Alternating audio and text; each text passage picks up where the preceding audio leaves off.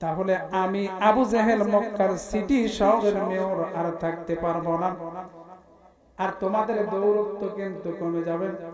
মুসলমানরা বিজয় অর্জন করবে, আমাদের নেতৃত্ব আর কর্তৃত্ব এই মক্কার মাটিতে চিরদিনের জন্য মিশে যাবে। একই কাজ আমাদের দেশে করতে চেয়েছিল, কথা কোন ঠিক? আমার দেশে করতে চেয়েছিল যে হুজুর কোরআনের হক কথা বলবে তাকে ধরে জেলের মধ্যে ঢুকা, কাউকে যাবজ্জীবন, কাউকে ফাঁসি, কাউকে এত নির্যাতন করা হয়েছে। আলেমদের দোষ কি? কি দোষ? দোষ একটাই, আলেমরা কোরআনের হক কথা বলে, এই জন্য আবু জেহেল মার্কা লোকের কলিজায় লাগে, যার কারণে আলেমদের উপরে আবু জেহেলের দোসররা আবার আঘাত করে। কথা বলেন ঠিক কিনা?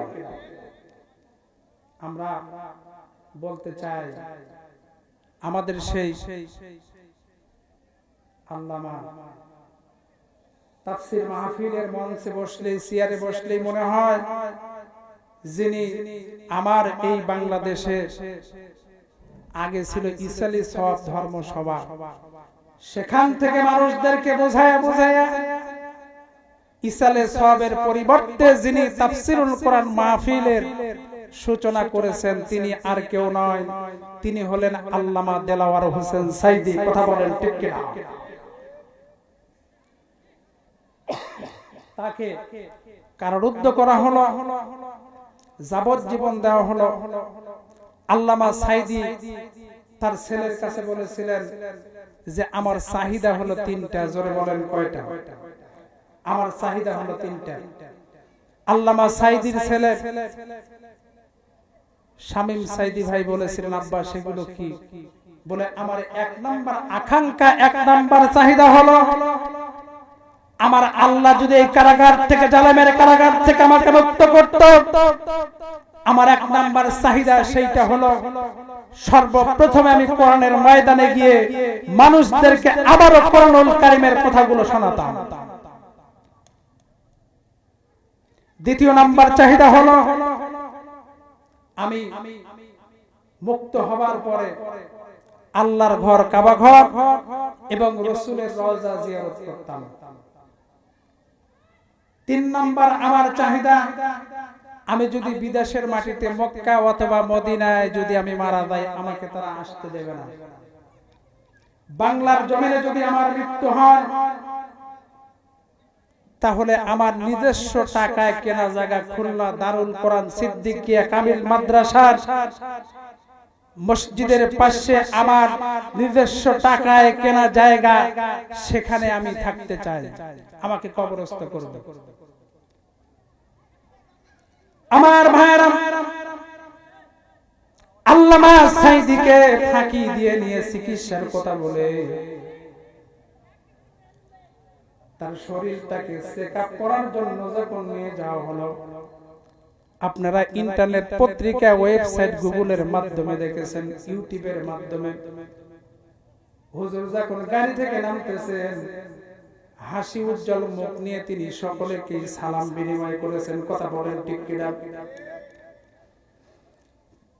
কিন্তু চিকিৎসার নাম করে হাসপাতালের মধ্যে ঢোকানোর পরে আল্লামাকে সেই সময় বাংলার জমিন নয়, গোটা বিশ্বের মুসলমানরা জানতে পেরেছে আল্লামা দেলাওয়ার হোসেন সাইদিকে বিষাক্ত ইনজেকশন পুশ করে হত্যা করা হয়েছে। কথা বলেন না কেন? আল্লামা সাইদি তুমি মরনি, শহীদ হয়েছো তুমি এটাই জানি। আল্লামা সাইদি তুমি মরনি, শহীদ হয়েছো তুমি এটাই জানি। দেখা তো হবে না এই জীবনে, দেখা হবে জান্নাতে ফুল বাগানে, এ আশা কবুল করো আল্লাহ তুমি শহীদ হয়েছো তুমি এটাই জানি। কথা বলেন ঠিক কিনা? আমার ভাই, খুলনায় নিজস্ব কেনা জায়গাতে তাকে কবরস্থ করতে দেওয়া হলো না। যিনি মেন হতা ছিলেন তৎকালীন ক্ষমতাশীল একজন এমপি নেতা, আপনারা পেপার পত্রিকায় দেখেছেন, টিভির পর্দায় দেখানো হয়েছে, যিনি সর্বপ্রথমে হতা ছিলেন আল্লামা সাইদিকে এই খুলনার মাটিতে তাকে দাফন করা হবে না।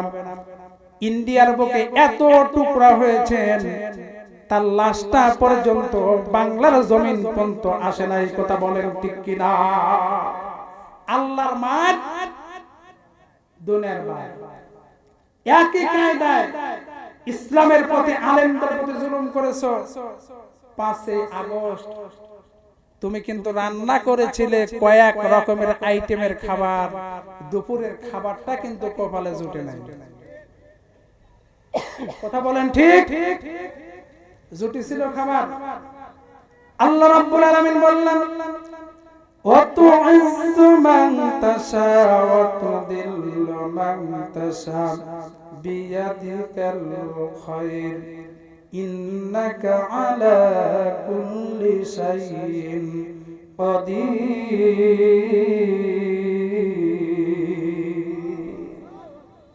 সম্মানদার মালিক কে? সিনিয়রের মালিক কে? তুমি কি বলেছিলে যে মুক্তিযোদ্ধাদের সন্তানদের চাকরি হবে না, রাজাকারের বাচ্চাদের চাকরি হবে? বাংলার জমিনের সমস্ত ছাত্ররা কি রাজাকার? তোমার দলের, তোমার বিয়াই ইঞ্জিনিয়ার মোশাররফ 1 নাম্বার রাজাকার। কথা বলেন না কেন? এই রাজাকারের বিচার হয় না। দেলু শিকদারের নাম পরিবর্তন করে আল্লামা সাইদিকে বানায়ছো তোমরা রাজাকার। খেলা হবে হাসরের ময়দানে। কথা বলেন ঠিক কিনা? কাউয়ার দেশত নাই। কাউয়া কাউয়া কোকিল যখন কুহু কুহু ডাকে তখন মানুষের আত্মাটা শীতল হয়ে যায়। আহ, কোকিলের কি সুন্দর ডাক। যখন কবুতর ডাকে সকলেই শুনে, যখন কাউয়া কাকা কাকা কাকা করে, অন্তত পক্ষে যদি একটু নিচে থাকে এই কাউয়াকে ঢেল দিয়ে আমরা সরায় দেই। কথা বলেন ঠিক কিনা? সেই কাউয়া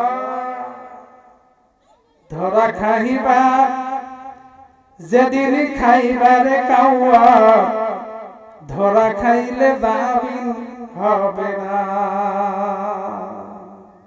যেটি থাকো খালি সময়ের অপেক্ষায়। আপনারা দেখেন নাই, এই বাংলাদেশের একজন সুপ্রিম কোর্টের হলো প্রধান বিচারপতি মানিক, আদালতে নেওয়ার সময় জনগণ এমন লাথি মারছে, ওয়ান্ডগোস পর্যন্ত আউট হয়ে গেছে। কথা বলেন না কেন? কোরআনের উপরে হাত দিয়েছ। যারা কোরআনের উপরে হাত দেয়, আমার আল্লাহ বলে ওই জায়গা তার বেশি দিন তোমাকে রাখবো না, তোমাকে এমন কি করব এই জমিনে জায়গা হবে না। আল্লামা দেলোয়ার হোসেন সাইদি বলেছিলেন, আমাদেরকে তোমরা বলো আমরা নাকি মৌলবাদী। মৌলবাদী বললে আমরা রাগ করি না, কারণ মৌলবাদী হলো মূল থেকে। জোরে বলেন ঠিক কিনা? মূল হলো গাছের গোড়া, থাকো আগা। তিনি বলেছিলেন থাকো আগা, মোলে আছে 12 কোটি, গাছের গোড়া একটু নাড়া দিবে বাংলার জমিনে জায়গা হবে না, মামু বাড়ি দিল্লি গিয়ে পড়বে। কথা বলেন ঠিক কিনা? কার্যকর হয় নাই? হয়েছে। এমন সময় আসবে বলেছিলেন, এমন সময় আসবে যে সময় পালানোর জন্য ইঁদুরের গর্ত পর্যন্ত খুঁজে পাবে না, পায়ও না। কিরে কালকে আসলে বালু সাপ্লাই দেওয়ার লোক, আজকে তুই 41,000 কোটি টাকার মালিক। কি দিয়া কি দিয়া পেরাডো গাড়ি চড়ে ঘুরিস, মার্সিডিজ একটা গাড়ির দাম কোটি কোটি টাকা দাম, ওই মুনাহার বাপ কিনা থুয়েছে এই গাড়ি। খলিফাতুল মুসলিমিন ওমর ফারুক রাদিয়াল্লাহু তাআলা আনহু ওয়ার্দ জাহানের খলিফা, রাষ্ট্র পরিচালনা করেন কোন সিংহাসন, কোন পার্লামেন্ট থেকে? গোটা রোম রাজ্যের মধ্যে সরগোল পড়ল অর্ধ জাহানের খলিফা হযরত ওমর কোন সিংহাসন, কোন মন্ত্রণালয় থেকে রাষ্ট্র পরিচালনা করেন? আমার ভাইরা, দুইজন গোয়েন্দা বাহিনীকে প্রেরণ করলেন রোমের বাদশা। তোমরা গিয়ে দেখো আমিরুল মুমিনিন ওমরে ফারুক কোন সিংহাসন থেকে রাষ্ট্র পরিচালনা করেন। দুইজন লোক অসময় মসজিদে নববীর সামনে এসে ঘোরাঘুরি করতেছিল। নবীজির সাহাবীরা গিয়ে বললেন, ভাই তোমাদের বাড়ি কোথায়? তোমরা তো এই মদিনার লোক না, কোথায় থেকে এসেছো জানতে চাই। বলে আমরা রোম রাজ্য থেকে এসেছি, আমরা দেখতে চাই অর্ধজাহানের খলিফা হযরত ওমর কোন সিংহাসন থেকে রাষ্ট্র পরিচালনা করেন। এইটা মূলত দেখার জন্য এসেছি। এত সুন্দর রাষ্ট্র চালায়, আমরা এইটা পরিদর্শন করার জন্য এসেছি। সুবহানাল্লাহ বলেন। বললেন হযরত ওমর কোন সিংহাসন থেকে রাষ্ট্র চালায়, কোন পার্লামেন্ট, কোন সংসদ ভবন? নবীজি দুইজন সাহাবী বললেন, আসো সিংহাসন দেখো। মসজিদে নববীর গেটে নিয়ে বললেন, ওই যে দেখো আমাদের আমিরুল মুমিনিনের সেই পার্লামেন্ট, তিনটা থাক মসজিদে আছে। তার নাম কি? সরে বলেন, তার নাম কি? মেহরাব। আর এই মেহরাবের এই আল্লাহ যদি বলে, আমাদের 90 থেকে 95% মুসলমানের দেশ, আল্লাহ যদি হাসরের ময়দানে কোনো হিসাব না নিয়া খালি যদি বলে চারটা কালেমা কও আর জান্নাতে চলে যাও, লা ইলাহা ইল্লাল্লাহ মুহাম্মাদুর রাসূলুল্লাহ আর কালেমা শাহাদাত, আশহাদু আল্লা ইলাহা ইল্লাল্লাহু ওয়াহদাহু লা শারীকা লাহু ওয়া আশহাদু আন্না মুহাম্মাদান আবদুহু ওয়া রাসূলুহু। এই দুটো পারলো, আর দুটো পারলো না। আল্লাহ কইছে তো কোন জীবনের হিসাব নিবার চাই না। মানুষ মারছু, মানুষ গুম করছু, হত্যা করছু, সুদ খাছু, জেনা করছু, বাটপারি করছু, চিটারি করছু, কোন আমি পাপ তোর দেখতে চাই না, কোন আমল নামা ওপেন করব না। তুই শুধু চারটা কালেমা ক আর আমার জান্নাতের মেহমান হ। আপনারা বলেন তো কয়জন হতে পারবি? কথা কোন না কেন? জিরো হবে না, পারবি কিছু, পারবি একবারে জিরো হয়, সামান্য কিছু পারবি। তাহলে আল্লাহ চার কালেমা শুনে যদি জান্নাত দেয়, আমরা লেটার ডিভিশনে ফেল করব অনেকে, আর হিসাব তো বাকি থাকে। তো হযরত ওমর কোন সিংহাসন থেকে রাষ্ট্র পরিচালনা করে এটা দেখার জন্য রোমের দুইজন গোয়েন্দা বাহিনী আসছে। বললেন, ওই যে সিংহাসন তিন থাকালা, কয় যে তো মেহরাব, এখান থেকে তো রাষ্ট্র চালায় আমাদের আমিরুল মুমিনিন। বলে উনি কোথায়? বলে উনি শুনেছি সকালে যে ওনার ঘোড়া হারাইছে, উনি ঘোড়া খুঁজতে গেছে। সর্বনাশ, অর্ধজাহানের খলিফা নিজের ঘোড়া হারাছে। কত বাহিনী, পুলিশ, বিজিবি, আনসার, সেনাবাহিনী, কত বাহিনী বললেই তো খুঁজে নিয়ে এসে দেয়। ওনার নিজের কাম উনি নিজেই করেন। সুবহানাল্লাহ। ওনার নিজের কাম উনি নিজেই করেন। তো দুইজন গোয়েন্দা বাহিনী বললেন, কোন দিকে গেছে একটু বলতে পারেন? কি বলবো, উনি এই দিকেও যেতে পারেন, ওই দিকেও যেতে পারেন, এই দিকেও যেতে পারেন, অথবা এই দিকেও যেতে পারেন। কোন দিকে গেছে আমরা তো জানি না। তবে দুইজন গোয়েন্দা বাহিনী বললেন, ভাই একটু যদি সহযোগিতা করেন তাহলে ওনার সাথে একটু দেখা করতাম।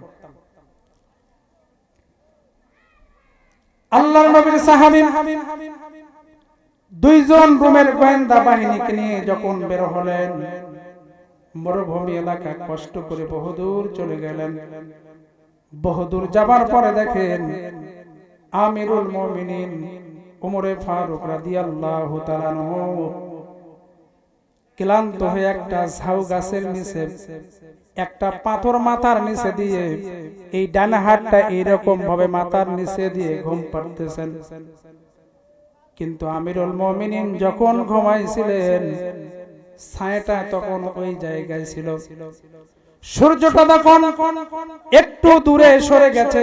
আমিরুল মুমিনিন ঘুম পাড়তেছেন রোদের মধ্যে। শরীরটা ঘেমে ঘামগুলো টপ টপ করে জমিনের মধ্যে পড়তেছেন। নবীর সাহাবী বললেন, রাষ্ট্রদূত দুইজন গোয়েন্দা বাহিনীকে বললেন, ভাই আমাদের আমিরুল মুমিনিন ওয়ার্দজাহানের খলিফা হযরত ওমর ওই যে মাটির মধ্যে ঘুম পাড়তেছেন। দুইজন গোয়েন্দা বাহিনী বললেন, ওনার সিকিউরিটি গার্ড কই, ওনার দেহরক্ষী কোথায়? কেউ তো নাই, একাই আমিরুল মুমিনিন ঘুম পাড়েন। হযরত ওমর চেতন পেয়ে গেলেন, বললেন, তোমরা কারা গো? তোমাদের পরিচয় কি জানতে চাই। বললেন, হুজুর আমরা এসেছি রোম রাজ্য থেকে, কোন সিংহাসন থেকে আপনি রাষ্ট্র পরিচালনা করেন এটা দেখার জন্য। কিন্তু হুজুর মরুভূমির মধ্যে একা একা ঘুমান, আপনার কি কোনো বাহিনী নাই, সিকিউরিটি গার্ড নাই, বডিগার্ড নাই, একাই কেন ঘুম পারেন? আপনার কি ভয় করে না? আমিরুল মুমিনিন বললেন, আমি একাই ঘুম পারি, আমার সাথে স্বয়ং মহান রব্বুল আলামিন রয়েছে। আসতে পারেন সুবহানাল্লাহ। আমি একা ঘুম পারি না, যে মহান রবের হুকুম অনুযায়ী রাষ্ট্র চালাই সেই মহান রব আমাকে সহযোগিতা করবেন। ওই দুইজন রাষ্ট্রদূত বলেছিলেন, আমিরুল মুমিনিন যিনি গরিবের হককে মেরে খায় না, যার প্রাপ্য সরকারি হক তাকে বোঝায় দেয়, তার কোনো অতিরিক্ত সিকিউরিটি গার্ডের কোনো প্রয়োজন নাই। এই ওয়ার্দজাহানের মানুষ হযরত আমিরুল মুমিনিনের হলো বডিগার্ড। ওয়ার্দজাহানের মানুষ, ওয়ার্দজাহান বলতে কি বোঝায়? আমার দেশের মতো এই রকম ৯৬টা রাষ্ট্র এক জায়গা করলে যত বড় ঐতিহাসিক গুণ বলেন, এইটাকে বলা হয় হলো ওয়ার্দজাহান। সুবহানাল্লাহ। আর আমার দেশের এক থেকে দুইটা উপজেলা নিয়ে এমপি হইয়া একবার যদি খালি হয়, একবার হচ্ছে ভোটে আর দুইবার হচ্ছে অটো পাস। কথা বলেন না কেন? ওরা দিনের কাম রাতে সারছে। কথা কন না কেন? দিনের কাম কখন সারছে? রাতে সারছে। আল্লাহ কয় আয় আয় হাসরের মাঠে আয়, দিনের কাম রাতে সারি, বুঝবার পারবো ওস্তাদের মায়ের হলো শেষ রাত্রে। কথা বলেন ঠিক কি? আমার ভাইরা, এই জন্য রব্বুল আলামিন বলেন, মুমিন ঈমানদার মুত্তাকিরা সব সময় ভালো থাকে। কথা বলেন ঠিক কিনা? আর কাফের মুশরিক বেঈমান যারা, তারা সর্ব সময় টেনশনের মধ্যে থাকে। কোন একদিন এদেশের আকাশে কালিমার পতাকা দুলবে, সেদিন সবাই কোরআনের বিধান পেয়ে দুঃখ বেদনা ভুলবে। একাকিনী রমণী নির্জন পথে যাবে, কোন জন কটু কথা কবে না। পথে আর প্রান্তরে সম্পদের মোহে পড়ে, খুন আর হাজানি হবে না। সেই দিন তো নয় বেশি দূরে, আর কিছু পথ গেলে মিলবে। কোন একদিন এদেশের আকাশে কালিমার পতাকা দুলবে। চিৎকার দেবেন আল্লাহু আকবার। এই দেশে এই লাল সবুজের পতাকার মধ্যে যেদিন লেখা থাকবে কালেমা লা ইলাহা ইল্লাল্লাহু মুহাম্মাদুর রাসূলুল্লাহ, সেই দিন আমাদের দেশের সংবিধান কি হবে? সেই দিন কালেমা খচিত পতাকা যেদিন উড়বে সেই দিন আমার দেশের সংবিধান যেটা হবে তার নাম কি এটাও জানেন না? আল কোরআন। জোরে বলেন তার নাম কি? আল কোরআন যেদিন পার্লামেন্টের সংবিধানে বসবে ওই দিন আতি নেতা পাতি নেতা কোনদিন এমপি আর চেয়ারম্যান হতে পারবে না। যিনি চেয়ারম্যান হবেন তিনি মসজিদের ইমামতির দায়িত্ব নেবেন। কথা বলেন ঠিক কিনা? যিনি এমপি হবেন তিনি উপজেলা মসজিদের বড় মসজিদের ইমাম এবং খতিব হবেন। কথা বলেন না কেন? আল্লাহর নবী কি রাষ্ট্র চালায় নাই? নবীজি কি প্রেসিডেন্ট ছিলেন না?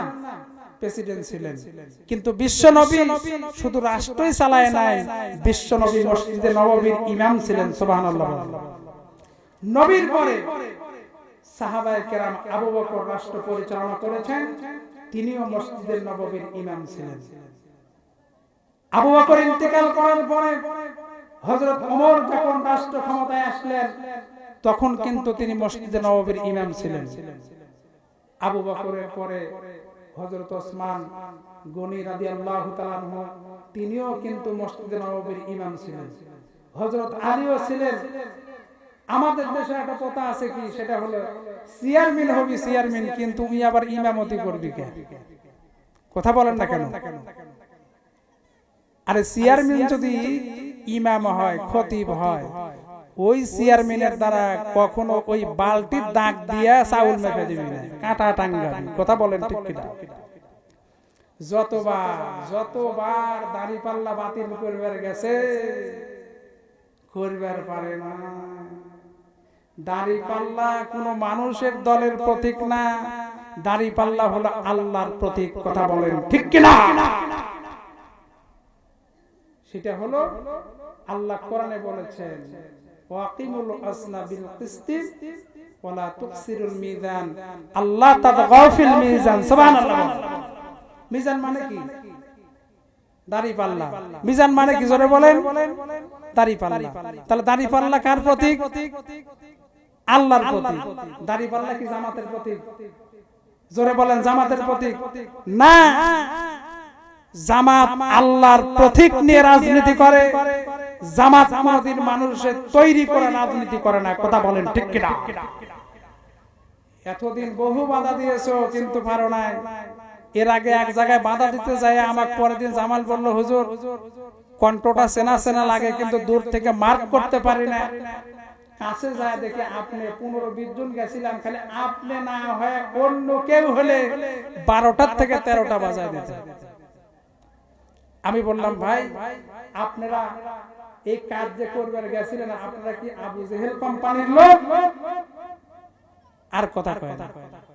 আল্লাহ রাব্বুল আলামিন বললেন কোরআনের আওয়াজকে যারা বন্ধ করতে চায় 1450 বছর আগে আবু জেহেল করতে চেয়েছিল, আবু জেহেল ব্যর্থ হয়েছে, করতে পারে নাই। যারাই কোরআনের সঙ্গে বেয়াদবি করেছে আমার আল্লাহ তাদেরকে উচিত শিক্ষা দিয়েছে। কথা বলেন ঠিক কিনা? বেয়াদবি করেছে 5 আগস্ট তার প্রতিফল পাচ্ছে। তুমি আইবা যেদিন আইবা রে বুবু সেদিন আসলে রেহাই পাইবা না। খালি ভারতের সীমানাটা খালি বলে বলতেছে কয়টা আমি যে কোনো সময় দেশের মধ্যে ঢুকে পড়বো, তোমরা রেডি থাকো। আমরাও প্রতি তুমি আসো, আসলেই তো খেলা হবে। কথা কন না কে? আল্লাহর নবী কিন্তু বলছে হিন্দুস্তানের সাথে মুসলমানদের একটা যুদ্ধ হবে, সেই সময় কিন্তু এসেছে। আমি কিন্তু বলেছি সেই দিন তো আর নয় বেশি দূরে, আর কিছু পথ গেলেই মিলবে। ইন্ডিয়ার কাফেরেরা তারা বর্ডারে সমস্ত সৈন্যবাহিনী সেখানে হাজির করেছে, অস্ত্রপাতি হাজির করেছে। আমার বাংলাদেশের অন্তর্বর্তী সরকার এবং আমার দেশের সেনাবাহিনীর প্রধান তিনিও কিন্তু পদক্ষেপ নিয়েছেন, সমস্ত অস্ত্রপাতি সৈন্যবাহিনী সেখানে কিন্তু রেডি করেছেন, বলেছেন কোনো ছাড় দেওয়া হবে না। এই দিকে বাংলাদেশের পরে ভারতের পরে আছে হলো পাকিস্তান। জেনে রেখে দিও, দুই দিক থেকে চাপ দিলে জেনে রেখে দিও মালনের বাচ্চারা, বিশ্বের বুকে মানচিত্রে তোমাদের জায়গা থাকবে না। কথা বলেন ঠিক কিনা? বহু জ্বালাইছো, বহু জ্বালাইছো, আর ছাড় দেওয়া হবে না। ছাড় 10 দিন শেষ। কথা বলেন না কেন? বলতেছে যে কোন সময় আমি ঢুকে পড়বো দেশের মধ্যে, আমরা বলি তুমি আসো, আমরা রেডি আছি, খেলা হবে। তোমার দেখ কাউয়া কাদের খেলা করে জীবন দিল, সেই কাউয়া কাদের কিন্তু পলাইছে। তুমি খালি আইসা দেখো মানুষ তোমার কেমন করে সাইজ করে। কথা বলেন ঠিক কিনা? কথা কন না কেন? মুসলিম মরা ঘুমিয়ে পড়েছি, মুসলিম মরা ঘুমিয়ে পড়েছ, বিবেকে ঝুলছে তালা, রক্ত মদের শিথিল হয়েছে, পাপে অন্তর কালা। জাগো জাগো মুসলিম সেনা, ভাঙবে কবে তরুণী,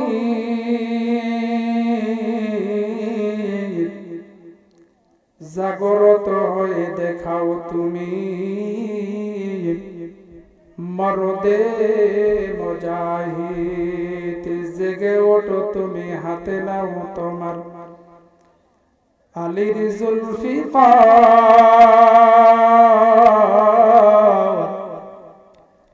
মুসলিম মরা বেঁচে আছি আজ, জানুক বিশ্ব আবার। কথা বলেন ঠিক কিনা? এই জন্য রব্বুল আলামিন বলেন, ইন্নাল্লাহা আশতারা মিনাল মুমিনিনা আনফুসাহুম ওয়া আমওয়ালাহুম বিআন্না লাহুমুল জান্নাহ।